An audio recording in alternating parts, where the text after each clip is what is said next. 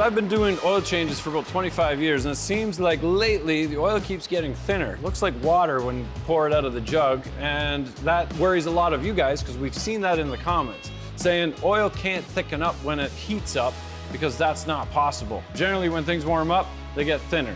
Is my engine being protected when it's up to temperature? We got invited down to the research lab from Pennzoil, and we got to talk to the chemist behind the scenes. The fear is like, I'm pouring it in when it's cold and it's already thin. Yeah. So when I bring it up to temperature, it's gonna be even thinner. So in this episode, we're gonna talk to Sean, a chemist that works for Pennzoil, has been there for decades. He's the guy that makes the oil, and we really wanna just nail this down, that your engines are being protected by the recommended viscosity when it's at operating temperature, but has better flow when it's cold to get to those crevices and lubricate those engines properly.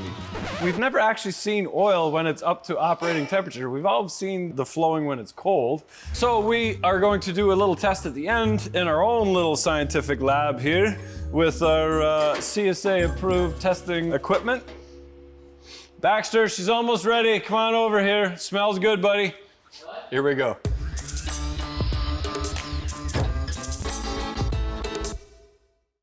We have a very special video for you guys today. We don't generally do this, but we were invited down to the Shell Technology Research Center. Is that what it is, Sean? Close enough. It's a tongue twister.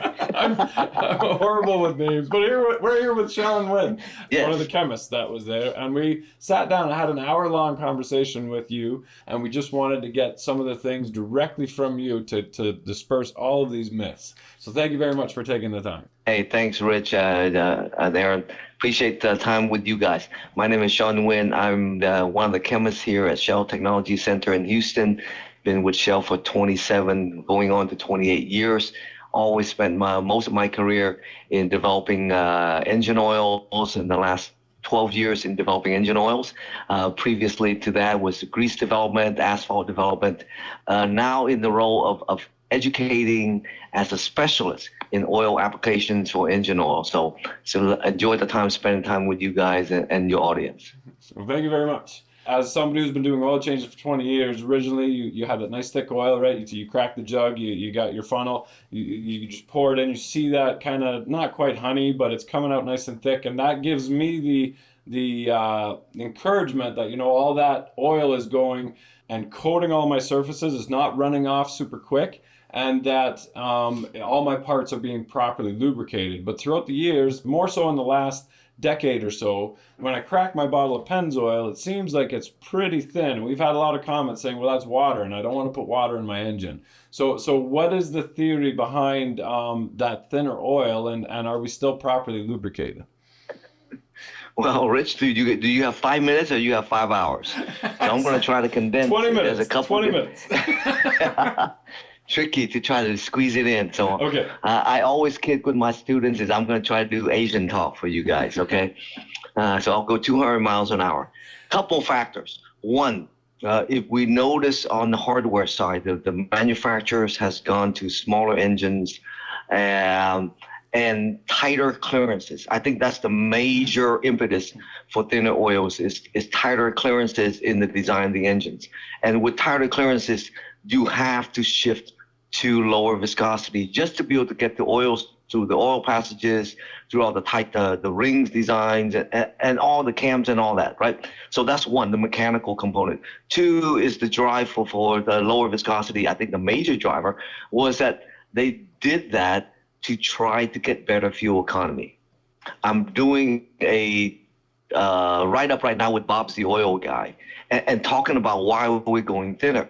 And then we go thinner because the industry has forced us to change to direct injection, to turbos and all that along the way. And the drive for all that was for fuel economy. And it's all North America, Canada as well as south of you, right, in the Americas.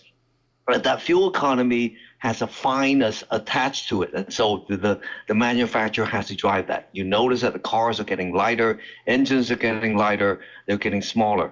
And in order to drive fuel economy, the oil has to be thinner. It needs to get out of the way. Three major areas. Oil has to clean, protect, and lubricate. and then get out of the way. Get out of the way, let that 300 horses, let that 500 horses or 1,000 horses do its job, but protect that now actually longer. Third one is in order, and a lot of the manufacturers want longer life in the oil. They want to save the consumer cost of ownership by extending the drains. We went from 3,000 to 5,000, 7,500, even to beyond past 10,000 miles. So the oil has to be thinner and it has to be more durable. Thus, synthetic comes into play. So this is synthetic. So we have synthetic gasoline. 9 molecules, we make gasoline. 17 molecules, we make diesel. 24 to 28 molecules, we make GTL, base oil. What we did is over 40 years ago, we decided get the natural gas out of the ground, remove the liquids, remove the water, remove the contaminants, break the molecule parts, break all the white balls, which is the hydrogen, and then reform it one at a time, like Lego blocks. Now we control how we want to build it. We look at the last 10 years, all of that is practically synthetic. Coming off the assembly line, the manufacturers are asking for synthetic. And in order to use synthetic, the oil naturally is longer, it's thinner, okay? So those are 3 major points. Well, we can go drawn out on 0.16, 0.8s and all the other stuff along the way. But the whole impetus is basically 2 major things: fuel economy, benefits for emissions, and engine designs that the manufacturer has done. Okay. These are modern engines. Can I use the modern oils, the synthetics? Is that safe to use in, say, an 05 Silverado with a 6-liter gas in it? So that called for 530. Is that thinner oil okay for putting in that, or do you have what are your thoughts on that? First of all, your consumer or your DIY, myself included, viscosity has to be first and foremost. Okay. Whatever viscosity your vehicle calls for. If that 05 calls for a 530, you must stick with a 530. Okay. I would never recommend using a 520. Okay? Okay. Because that, back to that clearances again, that 05 clearances was, in a sense, a valley versus, a narrow ledge. And a 530, now if you use that or the 05 and you use synthetic, you're going to see that synthetic flows better just because of the quality of the synthetic oil. And it may seem thinner, but in reality it's not. It's just the design of the molecule is more dense, more homogeneous, and so it feels slicker and it may pour out smoother in your hand. I heard you say this when we were with you. About, say, an engine calls for 5W30. If we wanted to use a 0W30, so change the winter weight, is that a good idea? Is that a bad idea? Well, a 030 into a 530, yes, because a 030 is a very special formulation, right? But in most cases, it's mainly the 520 versus a 020, right? Most of the modern cars in the last 5 years has been that. But yes, the benefit of the 0W, or 0 winter weight, versus a 5 winter weight, it flows better at crank, at cocaine, especially when you guys, I'm south here. I don't see 3 below 0 days a year, okay? You guys got 3, 4, 5 months of it. So I'm glad I'm not up there. But anyway, at 5W, like I said, it's typically measured the crank at -30, -35. A 0 weight will pass beyond that, and it will pass the test at -35, -40.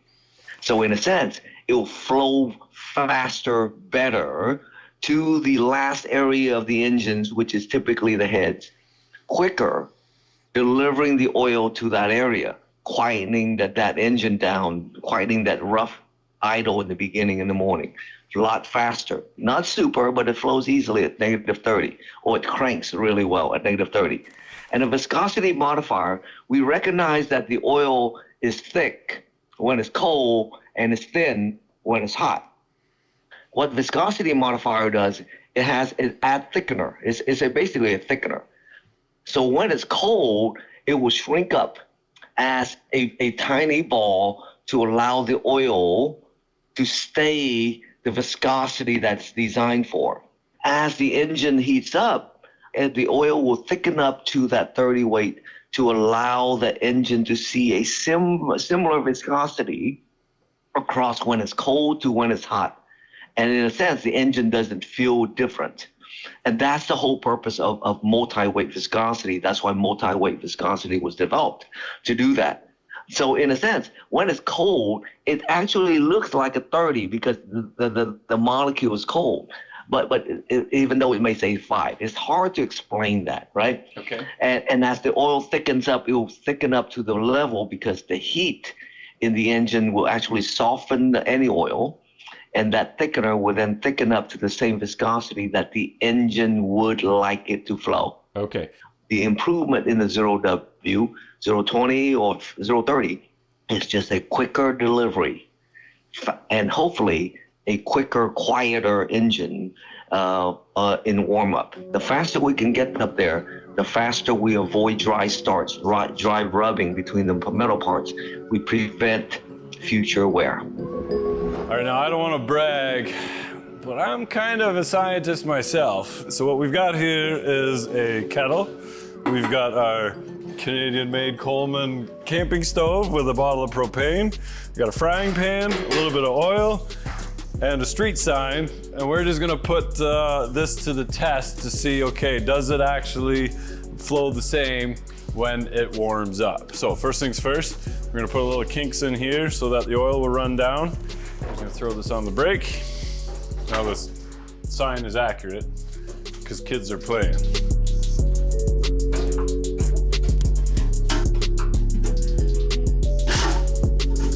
Perfect. We've got some of my favorite yogurt containers, plain, some blueberries and maple syrup, and some roofing screws holding that down to my board, which will tip the oil down my street sign and end up in my container, which we've cleaned because we have to do this test twice, and I want to reuse the oil, so those are clean. All right, so the first myth we're going to dispel is what it flows like when it's cold compared to when it's hot. So we've got our 530, we pulled this out of the fridge. It was about 5 degrees Celsius. We're gonna fill that up to the bottom of that red line. I'm just gonna warm a little bit of that up, get it to like operating temperature on my nice little Coleman stove here. And then we're gonna run it down our little test bench here and see what it acts like. This oil is 55 degrees Fahrenheit, and we'll stop at about 200 on this one. All right, pour that in there to the line. So that's about 174, which is what your engine oil would be running if your engine's at about 190, 200. Your oil should be a little bit cooler than your cylinder heads. So we got cold oil and hot oil going at the same time.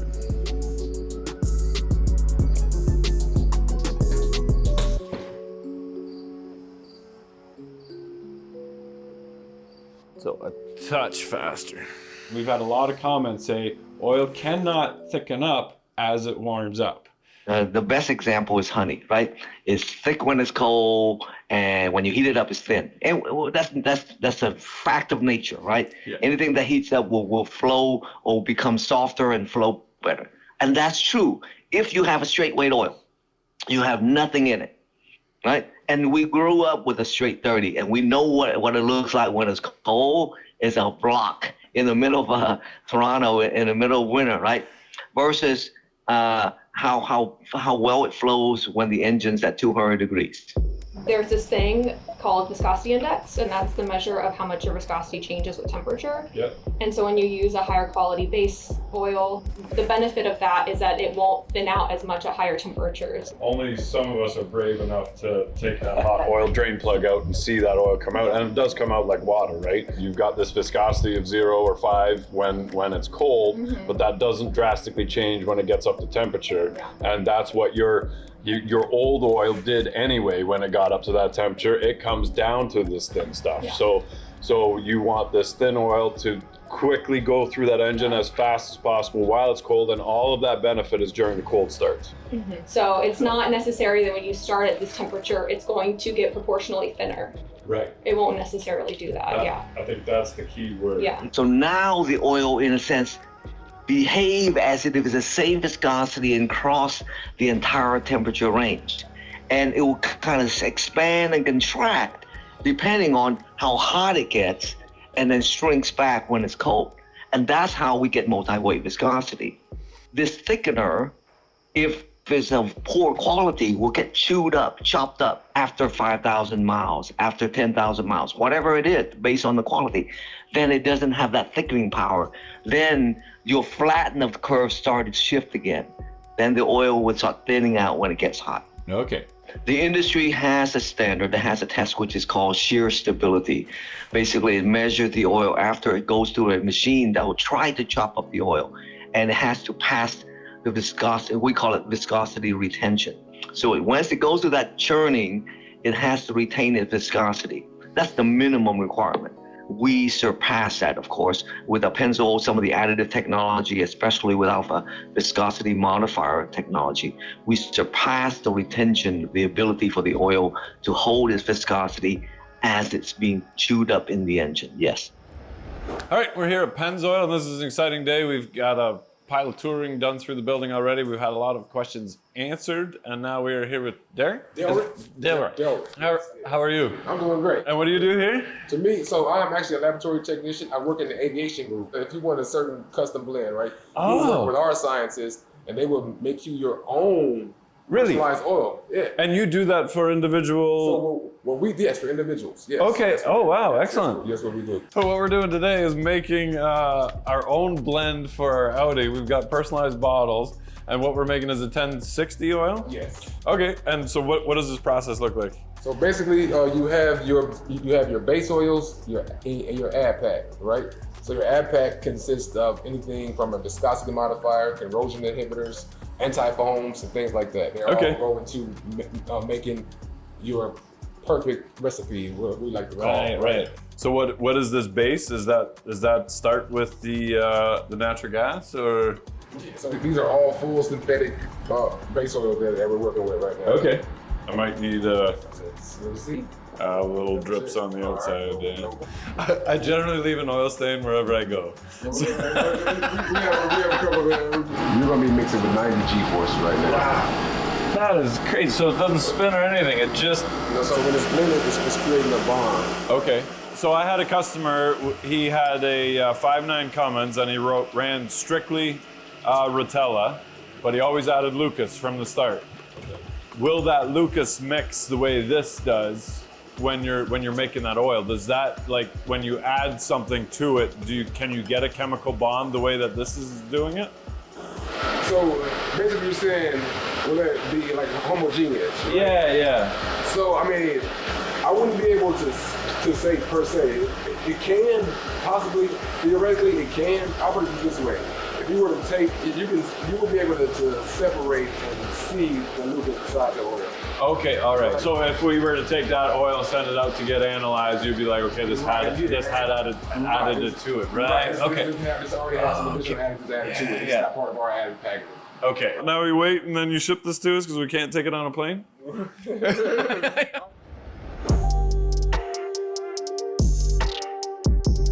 The plant has been around since the 30s and everything in some form or fashion. We're a 38-year plant, but this was like an old refinery before then. This is our viscosity modifier unit. Okay. You guys understand from your trip to Stitch yesterday what VM does, so we won't bore you with that talk. Yeah. Right, but we make the VM here on site at HLP that takes care of all of our needs for viscosity modifier, and we also supplement and service other Shell plants in our network out of here via rail and sometimes truck. All right, so this is the blending area of the factory where Shell makes Rotella and Pennzoil. And I'm pretty sure that screensaver on Windows 95 where the pipes just started going, that was actually originated here as well. That's a joke, but if you see all the different pipes that are going on in the background, this is where from the 300 different types of fluids plus that this company makes, they're able to blend about 40 different fluids per day. They blend the additives with the base oils. It goes to a holding tank outside. It gets tested along the way and then gets pumped back into the factory and then shipped and packaged straight out into transfer trucks and out the door. Very efficient, very cool. And I just love the aesthetics of a place like this where all the pipes are the same. It just looks like so much planning went into it, just like the wiring and the plumbing we like to do underneath our projects. This is really cool is that they make 600,000 gallons a day of different lubricants, but they only have enough storage space for a couple hours. So they make so much oil, they don't have enough room to store the finished product. So when it comes off the assembly line, these barrels here, it's a straight line from here to the loading dock, and it goes straight from forklift into truck and out the door. Really, really efficient, really cool. This is where they stick a bag full of oil inside a box. You know we have our milk in bags, right? Yeah. Here's the bags. This is the bag in a bag. Yeah, here's the bags in the bags. I feel like a Canadian should take credit for this. I don't know. One of the fun things that if you ever notice right here is all the bar codes and everything on the bottom. Yeah. So this code right here, you use 002, that's HLP site. It came from here. Say I've got an older engine and I've always used a specific oil. Is it okay to switch to a synthetic with the same viscosity? What are your thoughts on that? Hopefully you have maintained it well, right? Yeah. If you have maintained it well, or you know the history of how you service the engine, if you've done it well, then going to a synthetic should not harm that oil change. What a synthetic does is basically has better, a premium synthetic like Pennzoil. Others are good out there in the marketplace too. They have better detergent package. They have better base oil quality. So they are designed to clean that engine a little bit better than if you were running conventional for the last 10, 12 years, right? So they're gonna clean up some of that. Now, if that engine is not tight, if it has some scuff, it has some wear, some of the wear areas may have buildup of varnish and gum in those areas, creating a fake tight engine. So it may expose that over time, right? If it cleans it. Now, this is if the engine's really bad and it's all that, right? For consumer, they may see that the first oil change may look super dark because the oil is cleaning up all that mess. Okay. They may see that. But if they maintain it well, a transition to synthetic, even back and forth is not a problem. It should be super well. Some of you guys may have a classic, maybe 30-year old engine where they may have been built with rubber seals or cork seals. And if you have those, synthetics have issues with those old type materials. They don't like rubber, they don't like cork, okay? So those are some of the issues. But if you replace the seals and you know that the engine doesn't have those materials, that seal material, remember RTV seals that we would squeak around the cam heads? Those, they're not great because they're rubberized inside. So those are not so great. Now all the new seals are either silicone, Viton, all pre-made, all really good quality, last for life type seals. They don't interact with the base oils, especially the synthetics nowadays. So good to go. Good. All right. So we've had our oil in the fridge for a few hours. I'm going to fill the containers up to the top of the red line there. See it right there. We'll put that in there. You got the thermal gun there. So that is 52 degrees and that is 55 degrees. So we were off by 3 degrees Fahrenheit. We want to see what the oil flows like for the synthetic and the conventional, kind of as, you know, this fall temperature. It's just above freezing outside. And then we're going to warm it up and see it at operating temperature and see what it flows like then and see if there's a difference. So Baxter, you ready to collect the oil? Yeah.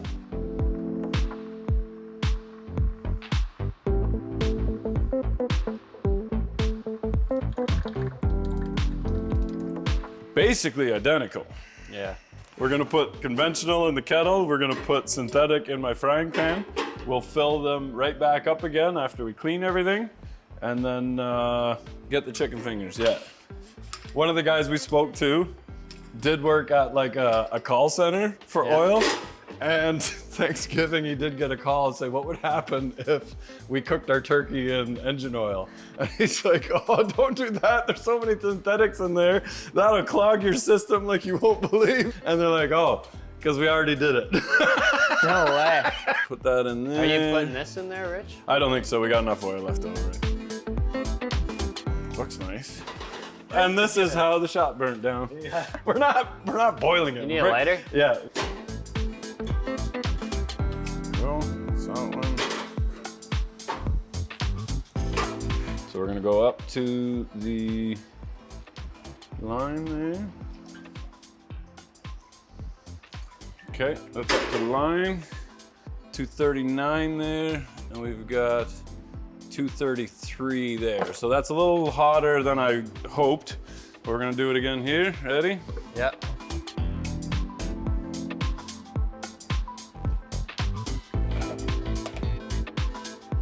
Holy jumping.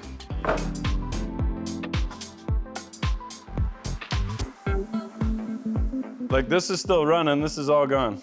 No, they're both still running, Rich. Which one stops first? If you look at the colors here and here, it looks like there's more stuck in the valley, but that's just me. That's a good thing. You want it to stay on there, yeah. Yeah, we can do one more. 160 and 167 Fahrenheit. That's pretty close.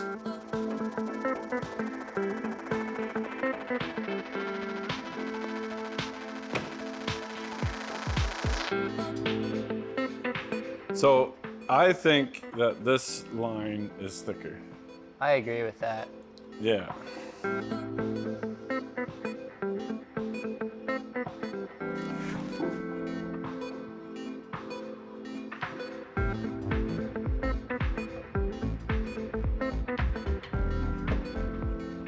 Now you can start to see a difference. Yeah. Let's see if it runs. Yeah, I don't know. Well, it's not thinner. Everybody says it's thinner, right? All right, so we did the experiment a couple different ways. We had more of an angle on our test bench here, and both oils did exactly what they were supposed to do. They both flowed like a 30 weight, which is what's advertised and is what your manufacturer calls for, whether it's a 30 or a 40 or a 50. From what we can see, it flows exactly the same. So we really want to thank Pennzoil and Shell for inviting us out, talking about the science behind it. We made some of our own oil for the Audi, and then also got to get a tour of the blending plant as well. Just kind of neat seeing all the bottles going down. A lot of effort goes into the chemistry and the science behind the oils, protecting your very expensive engine. So we are going back to work in the shop. We are working on the 55 and the Bronco, the LC and the Ram. We are driving the Bronco and the 55 over to Ottawa, where we got invited by Parliament. So that's coming up to talk about the Ram and the LC. And they are moving right along, but we can't spend any more time doing our science experiments like this, because then I have to ask for a raise. And my boss is kind of a jerk because it's me. And I'm supposed to be welding stuff and fabricating stuff. So thanks for watching, guys. Remember, if you're not filthy, you're not rich. Get out there and work on it. Here we go.